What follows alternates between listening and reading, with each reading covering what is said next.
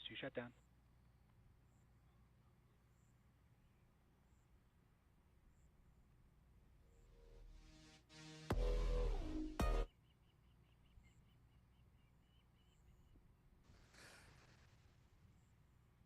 And with that call for a second stage engine shutdown, presumably the upper stage entered into a nominal parking orbit.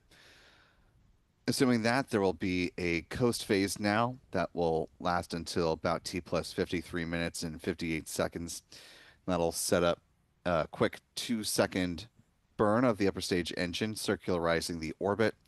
And then the Starlink satellites will be deployed at T plus 1 hour, 5 minutes, and 7 seconds post liftoff.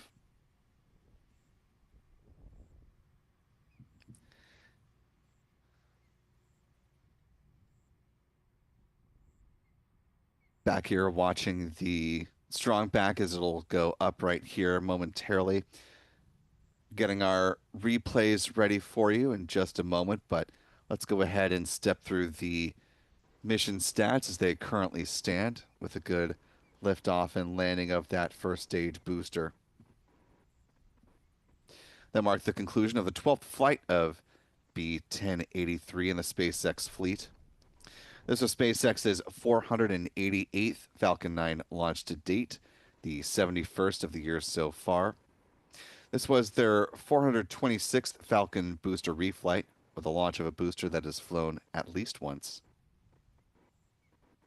This was the company's 145th orbital launch within the last 365 days, the 257th orbital flight from Pad 40, and the 312th orbital launch from Pad 40 overall.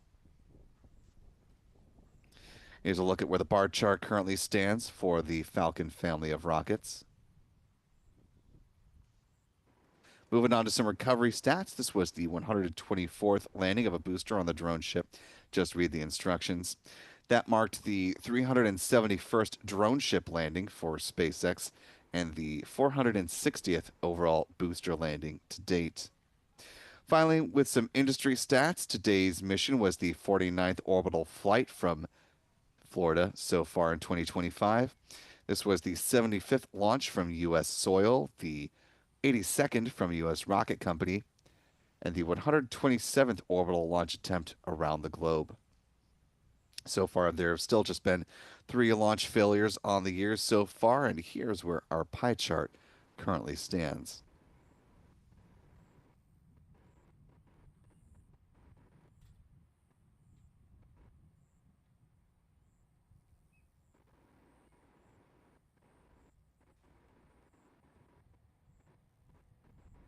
As those launch replays are ready, want to take a look back at our live chat here. Thank our friend Charles Boyer for a very generous $20 super chat.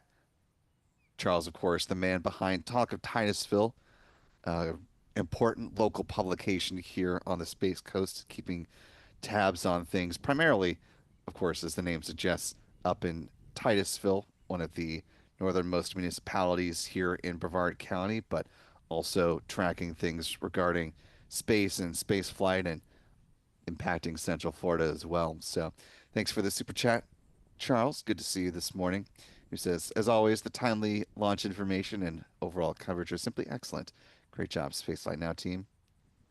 Thank you, Charles. Again, thanks for the hard work you do with Talk of Titusville.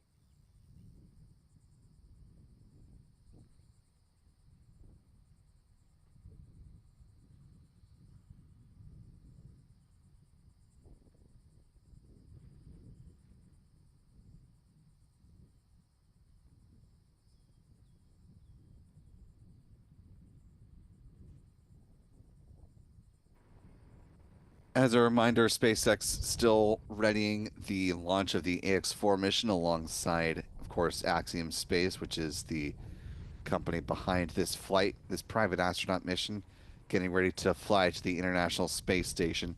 Currently targeting liftoff on Wednesday, May 11th. That is at 8 a.m. Eastern, 1200 UTC for those joining around the world. As I speak, just taking a look at the 45th Weather Squadron's page, and a new launch weather forecast has been published for tomorrow's launch opportunity. The liftoff conditions are currently described as 85% favorable for liftoff tomorrow, with potential violations from the cumulus cloud rule and the flight through precipitation rule, as was thought to be the case yesterday. As far as the ascent corridor recovery weather, as opposed to today, where conditions were a high risk, tomorrow is considered a moderate risk on that scale of low to moderate to high. As meteorologists had forecast, the conditions for the recovery corridor weather do improve as the days go by, with 24-hour backup on Thursday improving from a moderate risk to somewhere between low to moderate, with a 75% chance for favorable weather at liftoff. If SpaceX and Axiom Space need to punt from Wednesday to Thursday, and Thursday is no good if they need to punt to Friday, Friday's forecast is basically identical to Thursday. 75% chance for favorable weather, same risk criteria, same impact along the ascent recovery corridor, tracking between low to moderate risk.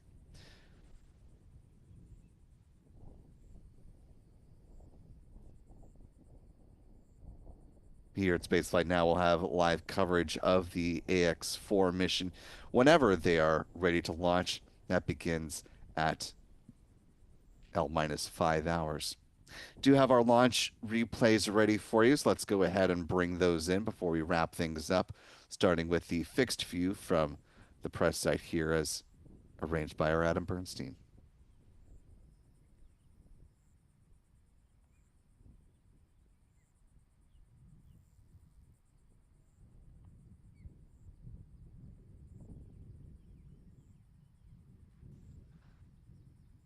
We'll hear more audio from the rocket's liftoff in these later clips. Of course, the visuals come to us much faster than the audio does, so it takes a little bit for the sound to travel from the pad a few miles out to us here at the press site.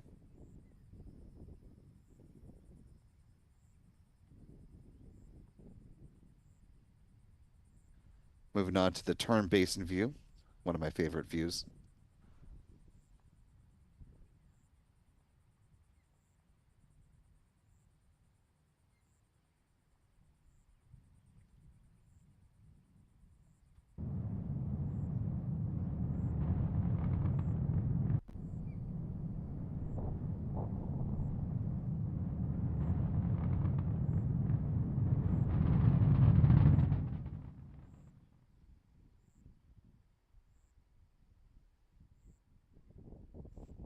Moving on to the tracking view from Chuck and Jen Briggs down on Merritt Island.